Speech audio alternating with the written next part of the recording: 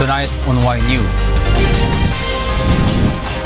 The National Bureau of Investigation rescues 9 children from 2 child traffickers in Cavite. The Department of Trade and Industry warns consumers against fake and defective items sold online. The Laguna Lake Development Authority assures the public of enough supply of fish in markets amid demolition of fish cages in Laguna Lake. The Philippine National Police Legal Service set to open recruitment of new lawyers to help in handling cases of policemen charged on duty. The United Nations calls for urgent humanitarian assistance to nations worst affected by famine, especially in Africa and the Middle East. And an eco-friendly hotel in a ski resort in Georgia is getting more and more popular to tourists for its spectacular design. Y News begins now. From the UNTV News and Rescue Command Center, this is Y News with Angelo Castro III and Darlene Basingan. Good evening. The National Bureau of Investigation held an entrapment operation yesterday which led to the arrest of 2 sisters in Dasmariñas, Cavite. Leslie Longbowen will tell us why. After a 2-year operation, the National Bureau of Investigation, together with the U.S. Homeland Security, Immigration and Customs Enforcement, arrested the siblings LV and Arlene Aringo, who are believed to be involved in child exploitation activities. Authorities were also able to rescue 13 minors who were allegedly being used by the suspects in their child pornography operations. Among the victims are the children of the suspects. The youngest of them is a 2-month-old infant. Masakit dahil ang mga perpetrators are mga magulang at mga relatives. So sino pa ang pagkakatiwalaan ng mga kabataan natin ngayon kung even ang magulang nila is kinakalakal sila. The suspects meanwhile denied the allegations. Pero hindi po namin ibebenta yung anak namin, hindi po. Nandun po kami para mag-swimming talaga. Due to the continuous increase of cybercrime cases, authorities remind parents to closely monitor their children, especially in using internet, to avoid getting involved in these cases. And it's really heartbreaking, to see pornographic materials of children being distributed online. Because once these materials are distributed online, hindi yun na mabubura to. Okay, so it will always be there sa cyberspace. The rescued minors are now in the custody of the Department of Social Welfare and Development. The arrested suspects, meanwhile, will face multiple charges. Leslie Longbowen, UNTV News and Rescue, Manila.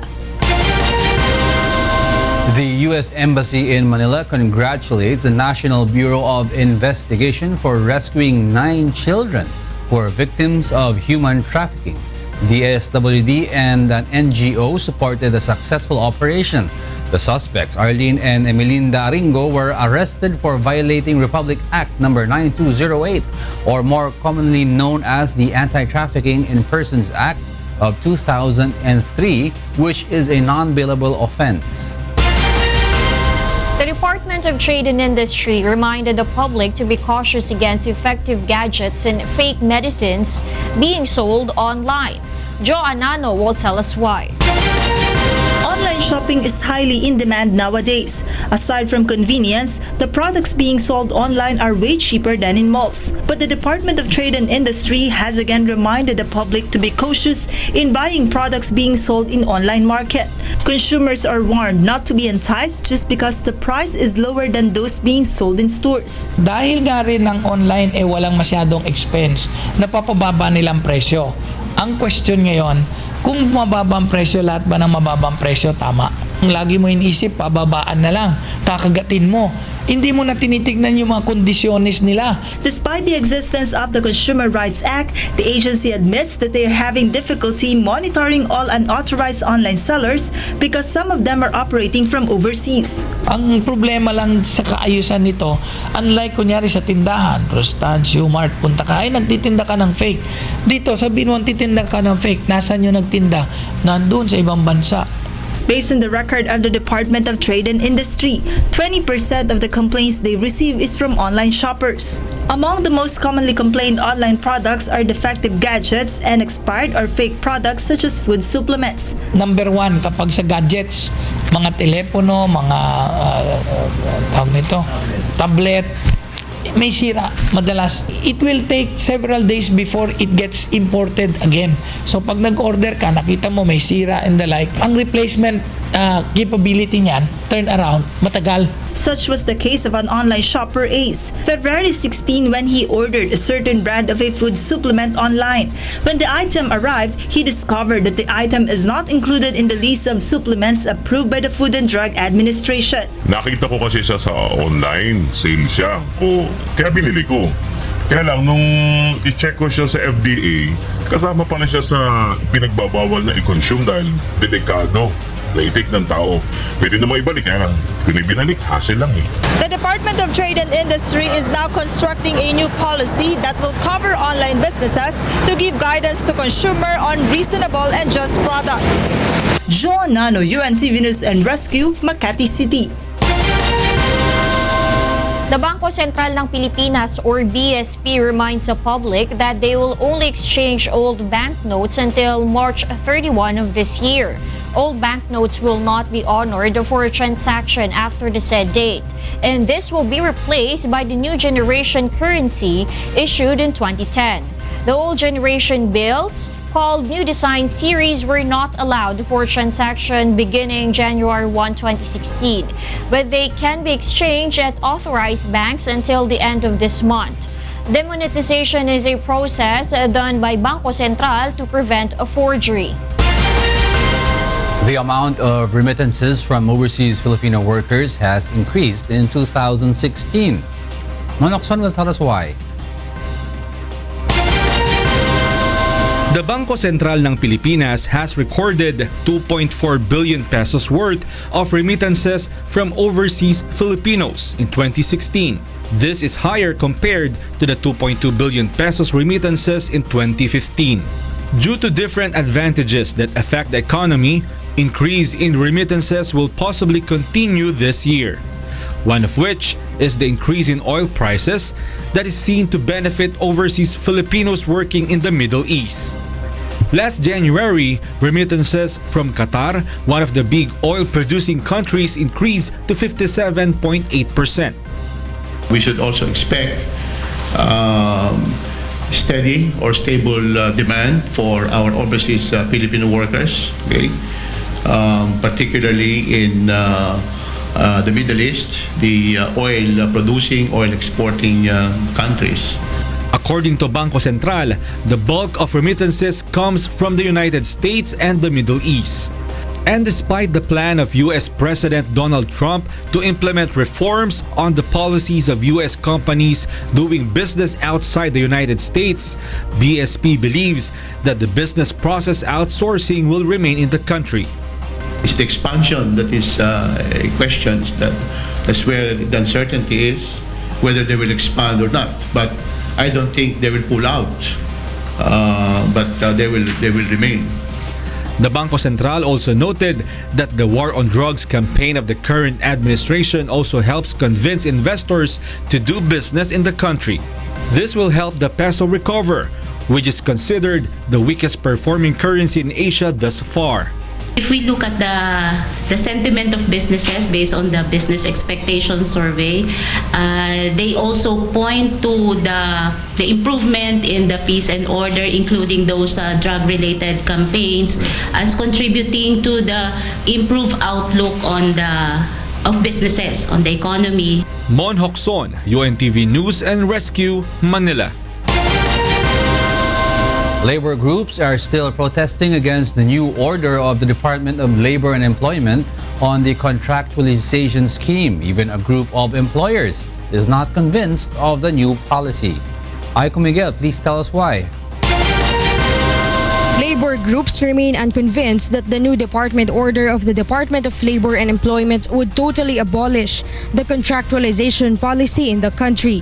Migrante International says many of their members are still contractual workers and have no secured jobs. It argued there's nothing new in the policy since it only mandates regulation and not total prohibition of the scheme. Yung sinasabi nilang illegal yung labor-only contracting, dati na pong illegal yan, wala silang binago doon sa batas. Kaya nga yung sinasabi namin, dapat manindigan sila para sa mga manggagawa.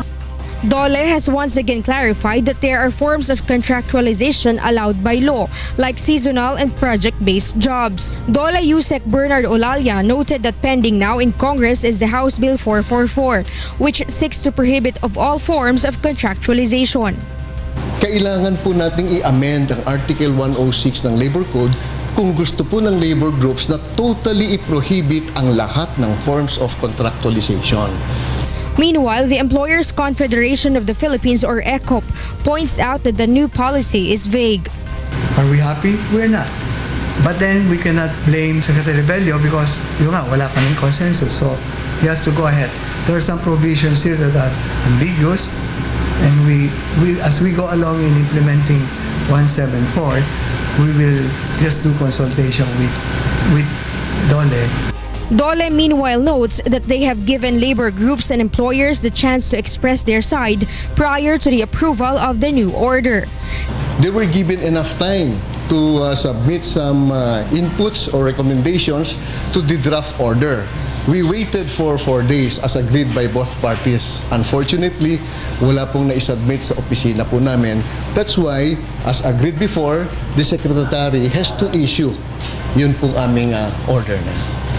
Secretary Bello is confident that with the release of DO 174, the rights of workers will be finally provided for, like permanent job, sufficient salary, and benefits. Aiko Miguel, UNTV News and Rescue, Manila. The Laguna Lake Development Authority assures the public that there will be no scarcity of fish supply despite the existing regulation on fish pens and fish cages. Ray Pelayo will tell us why. Ang nilabas na board resolution ay hindi zero fish pen policy, hindi zero fish cage policy. Ngayon po ay meron lamang tayong moratorium sa loob ng 1 taon. The Laguna Lake Development Authority, or LLDA, sees no shortage of fish supply in Metro Manila markets and nearby areas because aquaculture in Laguna Lake will not be totally dismantled. General Manager Jaime Medina says experts are now studying the real capacity of the lake in order to identify the areas that are feasible for structure like fish pens and fish cages. The lake has a total area of 90,000 hectares with its designated carrying capacity at 10% of its surface area based on Republic Act 8550 or the Philippine Fisheries Code. Yung 10% ho na sinasabi sa batas, yun ho ay walang scientific na basihan para sa Laguna de Bay. Kaya ang amin lang pong sinasabi ay magkakaroon ng panibagong determinasyon. Ano talaga ang kayang isustain? Ano talaga ang sukat na kinakailangan para maging sustainable ang aquaculture sa Laguna de Bay. The LLDA is giving the fish pen operators until March 31 to voluntarily dismantle their structures. Starting April, LLDA will demolish fish pen operating without permits and violating the current rules. Exempted from the demolition are structures with an area of 1 hectare and below. The agency is currently verifying the legitimate beneficiaries from among the list of 22,000 fishermen operating at the lake, as they will be given priority after the moratorium is lifted in December. Kung malilit na mangingisda ng priority, kailangan siguraduhin ngayon na sila ay may sapat na kaalaman, sila ay mayroong yung mga marketing strategy, At the same time, pinaka-importante, sila ay mayroong pondo, puhunan para do sa gagawin nilang hanap buhay.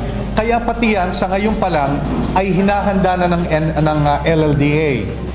LLDA sees around 50 million pesos loss in revenue due to the implementation of the moratorium and the cost of demolition.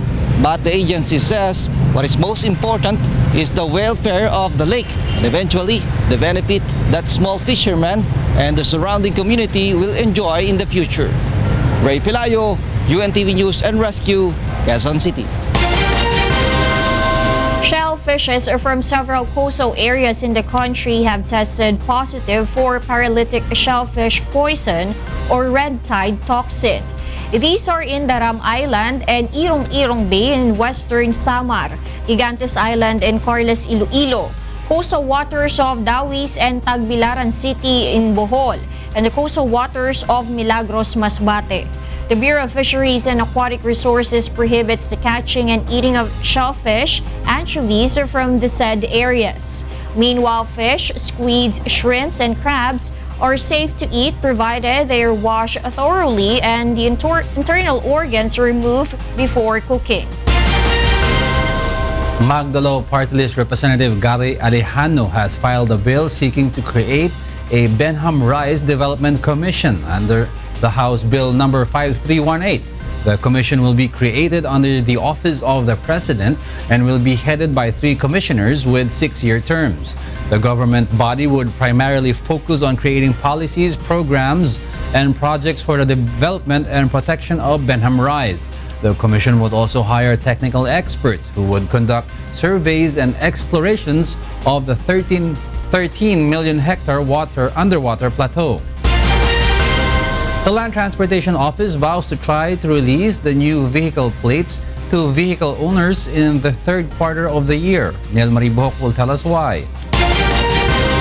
Land Transportation Office Chief Edgar Galvante says the agency is taking steps for the immediate release this year of the new license plates. Hopefully, by end of third quarter, mag-uumpisa nang mag-distribute ng bagong plaka. The LTO official says the agency is already trying to fast-track the process of issuing ORCR within 3 days if the papers of the applicant have no problems. In June 2016, the Supreme Court issued a temporary restraining order to the Department of Transportation against the distribution of 700,000 license plates donated by the Bureau of Customs. The production of license plates is still in the bidding process. The LTO has an estimated of 3 million license plate backlogs. Currently, those buying brand new motorcycles will have to wait a month before using the motorcycles in major thoroughfares. Pwede mo siyang gamitin along highway within 1 week. Pagkatapos ng 1 week, along the barangay mo lang siya pwedeng gamitin dahil antay mo yung ORCR mo. However, according to some sales executive, the problems they encounter in the release of license plates and slow issuance of registration permits do not affect their sales. License plate, hindi na kami umaasak talaga ron. Minsan kasi ang plate kasi, kahit tapos ng hulugan ni customer, wala pa rin yung plaka. For the meantime, LTO is coordinating with car manufacturers and dealers for the use of alternative plates for vehicles. Request namin na yung conduction sticker, i-produce yan na parang plate number din ng size, tapos meron kaming ibang pinalagay dong mga numero. Nel Maribuhok, UNTV News and Rescue, Quezon City. The Metropolitan Manila Development Authority or MMDA will impose a 2,000 peso fine on motorists violating the light truck ban beginning March 20. Under the new regulation, all trucks with 500 kilogram gross capacity, like delivery and garbage trucks, will no longer be allowed to pass along EDSA Magallanes to North Avenue and on some parts of EDSA Shaw Boulevard. The light truck ban will be enforced from 6 a.m. to 10 a.m. along parts of EDSA southbound lane, while it is in effect along the northbound lane of EDSA from 5 in the afternoon to 9 in the evening. The dry run of the light truck ban will run until June 15 of this year. Next on Y News. Chief Presidential Legal Counsel Attorney Salvador Panelo warns the European Parliament not to intrude in the domestic affairs of the Philippines. And the PNP Highway Patrol Group warns the public against continuous recruitment of victims of Rengsanla suspects, especially in the provinces. Y News will be right back.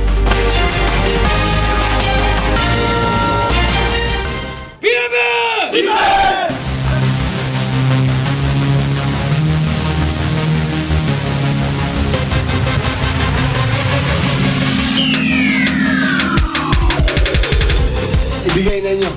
Ibuhos na ninyo yung lakas, ibuhos na ninyo yung galing, at ibuhos na ninyo ang lahat para manalo tayo sa UNTV Cup. So, good luck and let's go!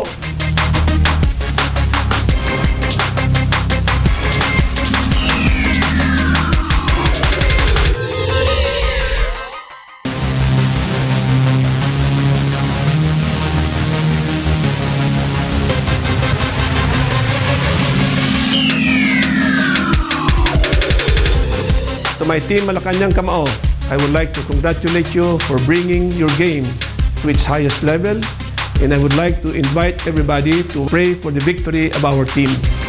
Again, to my team Malacañang Kamao, good luck and bring home the bacon.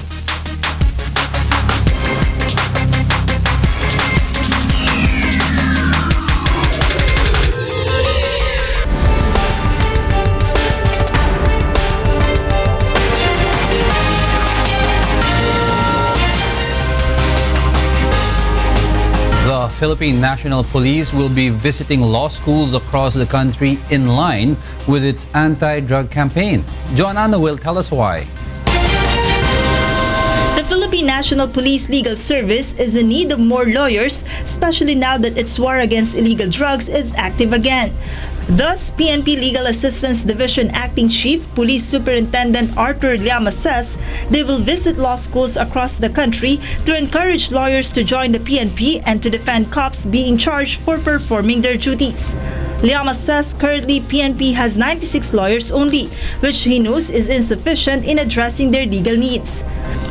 We would go to law schools, tapos we'll be using the social media and papatulong kami sa inyo para naman maka-encourage kami ng mga bagong mga abogado. Kita nyo naman ma'am, yung mga bagong abogado ma'am kasi, mga idealist pa yan.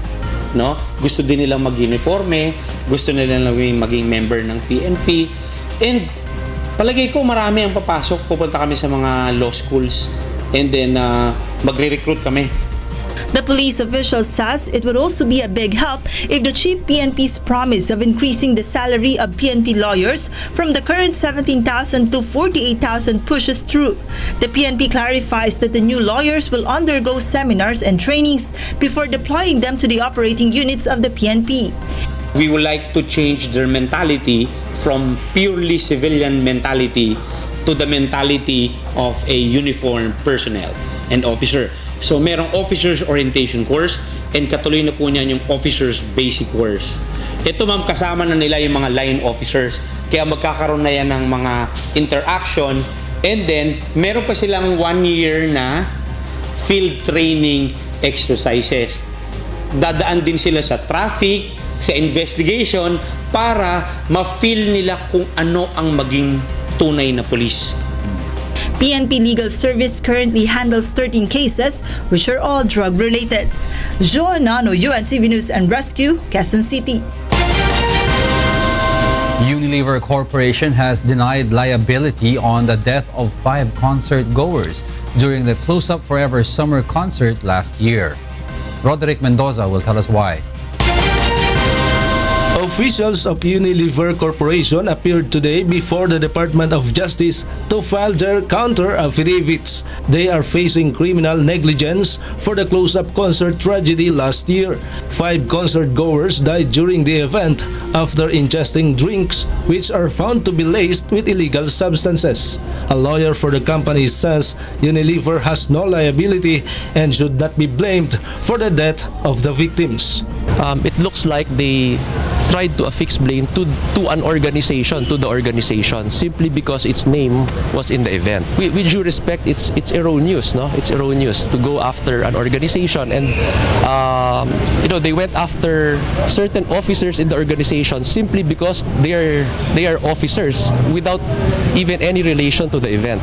The lawyer also said the complaint filed by NBI is erroneous because it did not specify the acts or omissions of their officials.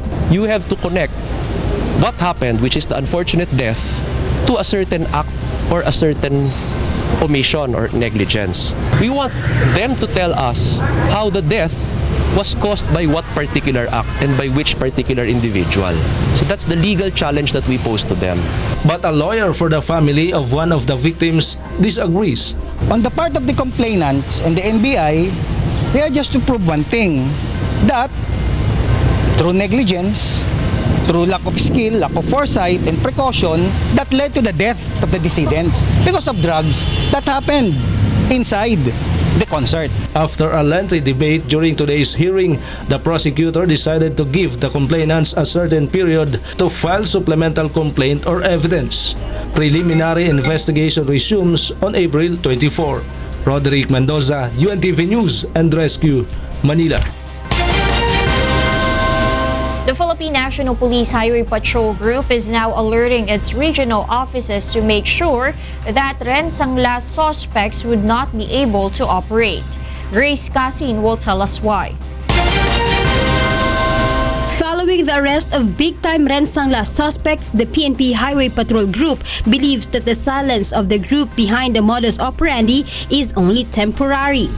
PNP HPG Director Antonio Garjola Jr. says unless all the suspects of the multi-billion peso scam are arrested, the modus operandi will continue. And also because the warning of the authorities are not 100% disseminated in the regions.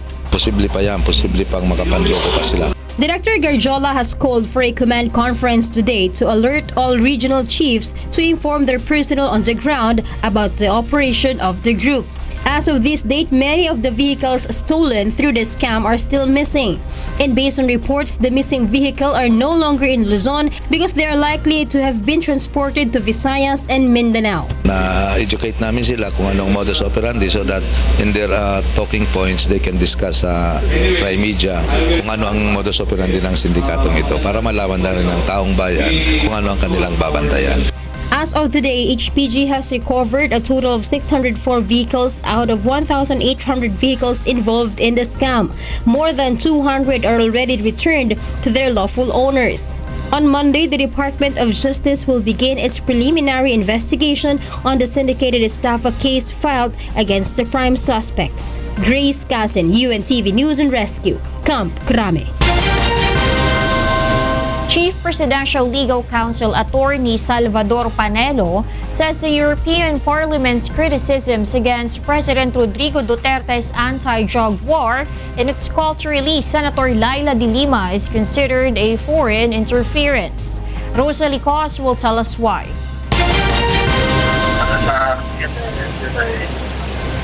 Pag-imasok sa sovereignty ng ating bansa. Isang pakikialam na paglapag sa sovereignty. This is the reaction of Chief Presidential Legal Counsel Attorney Salvador Panelo when asked about the approval of a joint resolution by the European Parliament calling the release of Senator Laila de Lima and criticizing the anti-drug war of President Rodrigo Duterte. Panelo says the European Parliament has no right to interfere with the domestic affairs of the country and has no right to dictate the Philippine government on what to do with its constituents who are facing criminal charges, nor can they interfere with the judicial processes of our country. Neither can they demand our government the performance of an act. This is clearly foreign interference, says Attorney Panelo. Malacañang also said the European Parliament does not understand that the arrest of Senator de Lima is because of drug-related charges and not because it is politically motivated. The government also appeals to the institution to respect the Philippine court, which is independent and competent in nature, when it acted on the charges formally filed against the senator. they simply seem to have a misunderstanding of what's happening to De Lima. The lady is being charged with crime, not political persuasions. So I think they ought to respect that. Rosa Licos, UNTV News and Rescue, Malacañang. Malacañang has questioned the timing of the filing of impeachment complaint against President Rodrigo Duterte in Congress. In a statement, the presidential spokesperson Undersecretary Ernesto Abella says Magdalo Party List Representative Gerry Alejano's filing of the complaint in the last day of session gives him a whole month and a half to malign the president without being challenged by fellow legislators. He also noted that there are also senators and other high-ranking government officials involved in the attack against the government, which Abella says only aims to address the problems of the country on crime, illegal drugs, which have been prevalent during the term of the opposition. The presidential spokesman further said that such a move is a desperate act of the opposition to protect their vested interests. Senator J.V. Ejercito believes the impeachment complaint filed against President Rodrigo Duterte will not progress. Victor Cosare will tell us why. Wrong timing, wrong situation, wrong circumstances. Senator J.V. Ejercito is certain that there is no compelling reason for the meantime for the impeachment complaint filed by Magdalo Party List Representative Gerry Alejano against President Rodrigo Duterte to prosper.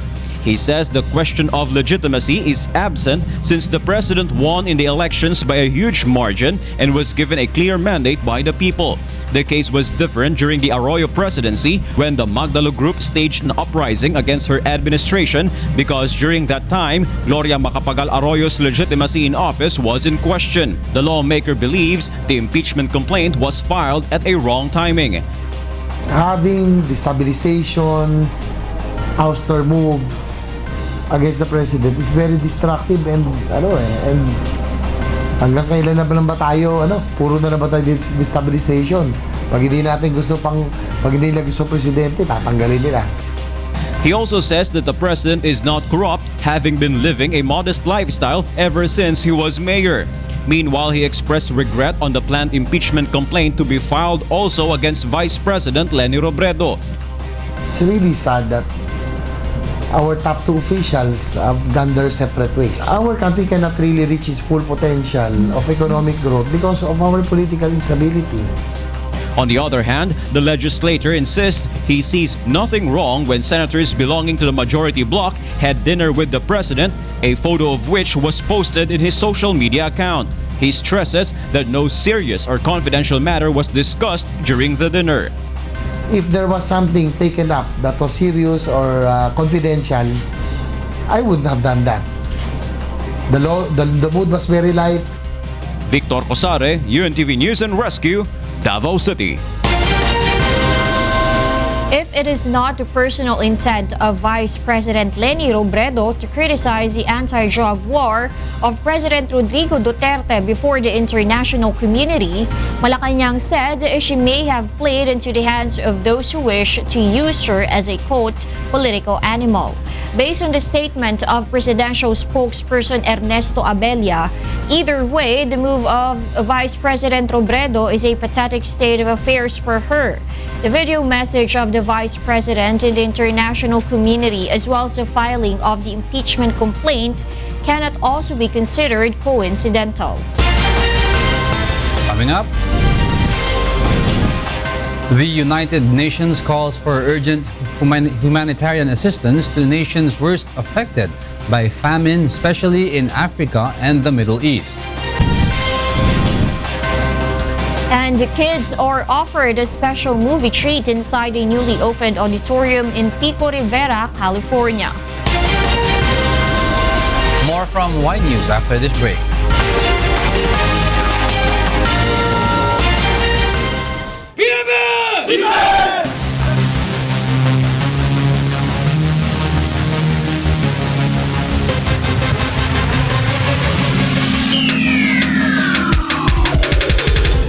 Ibigay na ninyo. Ibuhos na ninyo yung lakas, ibuhos na ninyo yung galing, at ibuhos na ninyo ang lahat para manalo tayo sa UNTV Cup. So good luck and let's go.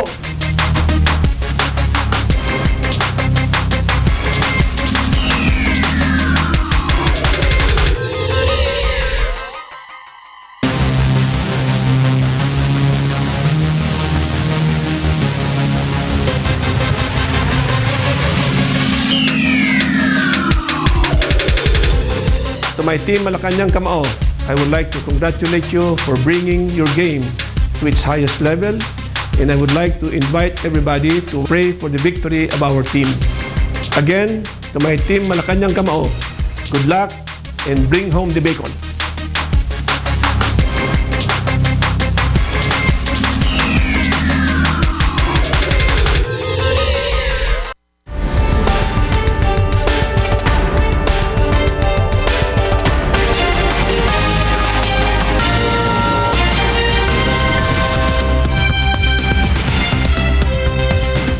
The World Food Program, or WFP, reports that access for many humanitarian agencies remains dangerously limited in some of the worst affected areas of famine. Marge Pelayo will tell us why. With famine already declared in South Sudan and the prospect of famine emerging as well as in Nigeria, Yemen and Somalia, the outlook is grave at present for the very young in the countries across sub-Saharan Africa and into the Middle East. Currently, the United Nations World Food Program says an estimated 363,000 children under the age of 5 are acutely malnourished in Somalia, including 71,000 who are severely malnourished, facing a high risk of disease and death.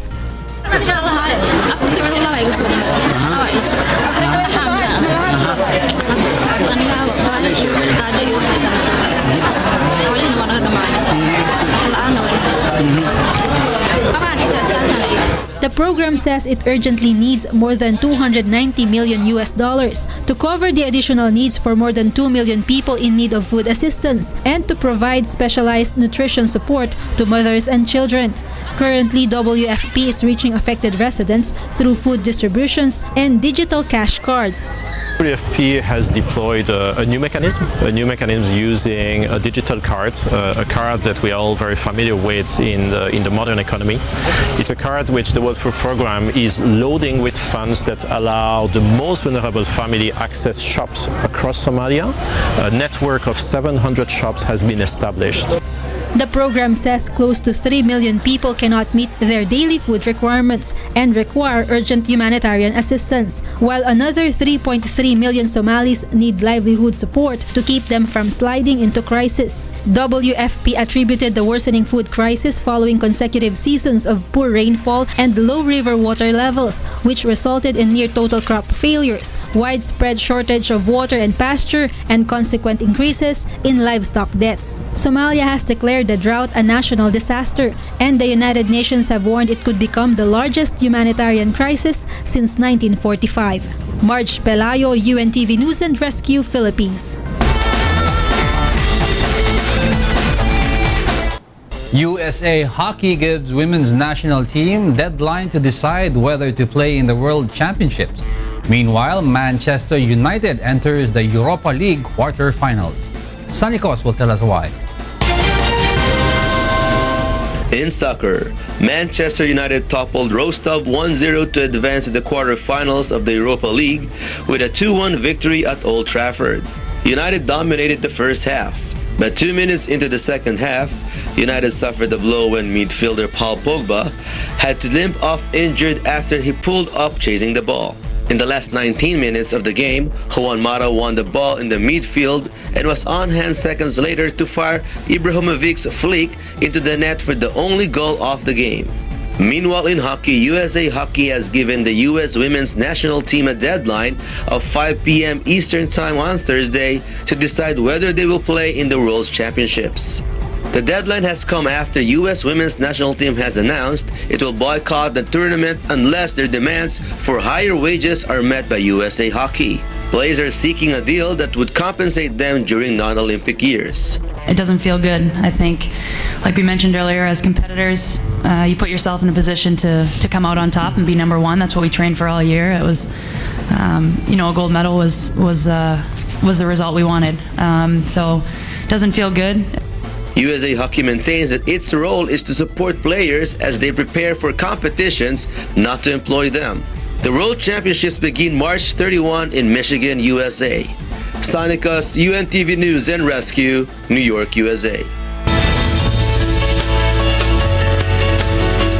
Students, researchers, and tourists will have a glimpse of ancient history in a new exhibit at the American Museum of Natural History in New York.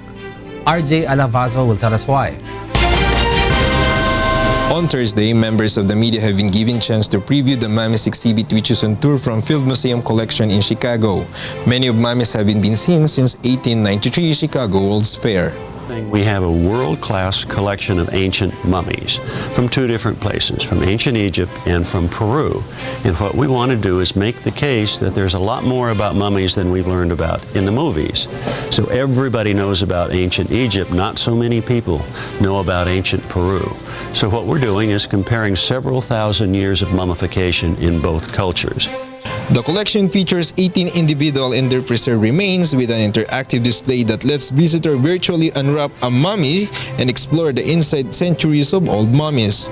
Curator David Thomas of Mummies says exhibit is groundbreaking because it shows how science and technology can shed light on the historical and cultural record of society. And this is the first time that a lot of people, a lot of New Yorkers, are going to come in and actually come face to face with an ancient dead person. Our culture tries to protect people from our own culture. We don't see babies born, we don't see people die. This is a show that we can do this in a respectful way. We can take a look at really ancient dead people who were preserved, and it's a good experience. It's a respectful experience. And the other thing we can do is let people come in and play with some of this terrific technology that we have. The ancient mummies from Egypt and Peru will be displayed at the American Museum of Natural History from March 20 to January 7, 2018. RJ Alavazo, UNTV News and Rescue, USA. Kids enjoy a one-of-a-kind movie experience in a newly opened auditorium in Pico Rivera, California. Calvin Manaig will tell us why. Mexico's multiplex operator Cinépolis has opened its first child-friendly auditorium in the United States with a view to encourage more families back to the movie theater. Children aged 12 and under can climb inside a net-enclosed playground 55 feet long and 25 feet high, running along one of the theater walls containing slides, hanging bags, poles for climbing, and a clear plastic bubble overlooking the seats far below. Cinépolis is hoping the move can get children into the habit of movie-going, amid fears that the fast growth of online streaming services will put a permanent dent into ticket sales at theaters. Our ideal goal is to start the kids little, and so they understand what the movie-going experience is, and they carry that with them through their adult life and continue to watch movies all the way through. The playground is open 20 minutes before the start of the movie, and children must be back in their seats by the time the feature begins. We want to make sure that we keep the integrity of the movie-going experience. There are currently 2 child-friendly auditoriums in the U.S., one in Pico Rivera in Los Angeles County with 133 seats, and another in San Diego with 134 seats. Cinépolis introduced the concept in Mexico in January 2014 and expanded it to theater complexes in Spain, Costa Rica, and Guatemala, making a total of 32 worldwide. Calvin Manaig, UNTV News and Rescue, Los Angeles, USA. An eco-friendly hotel in a ski resort in Georgia is experiencing an influx of tourists. June Garin will tell us why. A new eco-friendly boutique hotel with minimalistic design, built with dozens of freight containers, opened its doors for tourists at Godari Ski Resort in Georgia. The building features square room modules, which are arranged on different levels and connected to each other with open passages. The owner of the hotel said the idea was to build a venue that will be in harmony with nature and fit into the environment. The hotel was already experienced an influx of tourists due to its excellent location and stunning mountain views from the panoramic windows in every room. ორი დღის გახსნილი ვიყავით და მთლიანად დავიჭირეთ ფაქტურად ადგილები არ ქონდა და ნუ რა თქმა უნდა იწვევს ინტერესს, იმიტომ რომ ყოველი გამრელი მანქანაც ჩერდება და იღებენ, შემოდიან, გვეკითხებიან რა არის, როგორ არის ყველა საინტერესებთან. და რაც შეეხება კომფორტს, მაქსიმალურად შევეცადეთ, რომ კომფორტი შეგვექნა. Some visitors say the container hotel is a good alternative to other available housing options. Мы воспринимаем это место, в котором комфортно, где хорошая логистика, где дети комфортно себя чувствуют в этих лестницах, где на горнолыжном курорте пафосная гостиница, вот им, например, не нравится. Они хотят в месте, которое похоже на дом. И они здесь себя ощущают здесь, как будто они дома, в этих маленьких домиках. The hotel offers single and double rooms as well as two-room apartments, all made of utilized shipping containers. The project is unique for Georgia, and the hotel's architect said there is not demand for buildings like this in the South Caucasian country. არქიტექტორებს ბევრს ძალიან კაი იდეები აქვს, მაგრამ მოთხოვნა აი ამ ტიპის შენობების ხო ცოტა უფრო რადიკალურის, რაც მე ძალიან მომწონს, არასტანდარტულის და ასე შემდეგ არის ძალიან მცირე ჩვენთან სამწუხაროდ ჩვენ ქვეყანაში. Situated at altitudes over 2,000 meters above the sea level, Godauri is one of Georgia's best ski resort, which attracts thousands of tourists from around the country and abroad. June Garin, UNTV News and Rescue, Europe. Those are the reasons behind the news, March 17, 2017. I'm Angelo Castro III. Reasons we delivered to you as they unfold. I'm Darlene, Basingan. Because we need to know, we will always ask why. Thank you for watching. Why News?